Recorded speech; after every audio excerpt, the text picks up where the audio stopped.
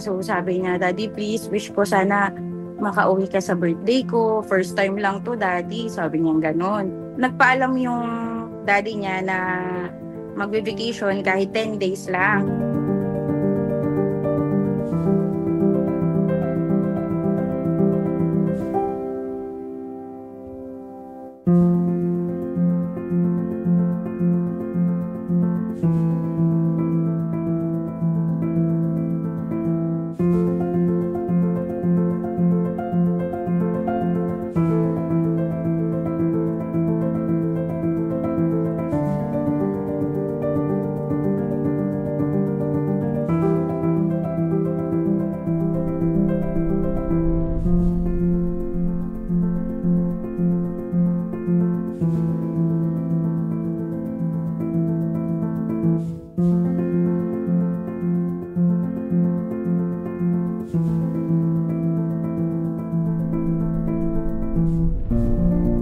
Sobrang idol niya nga yung daddy niya in terms of sa hair, bag, mga kung paano siya magdamit, ganun, or kumilos. Everyday naman nag-uusap kami, through video call. Pag nakikita niya yung daddy niya, tuwa-tuwa naman siya.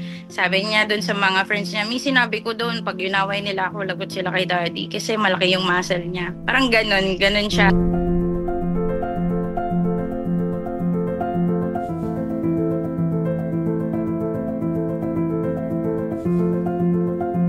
Iba yung thinking niya, iba yung ugali niya, masyadong matured para sa age niya. Alam niya na yung nangyayari. Nag-work kami for him para maibigay lahat ng mga needs niya. So, naintindihan niya.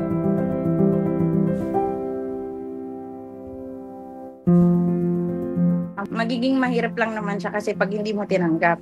Pero one time passed by, lagi ko na lang sinasabi ko na parang isusurrender ko lahat to kay God. Kahit LDR, kahit sobrang hirap, kinakaya naman kasi yung communication naman talaga is nandun. Parang communication is the key.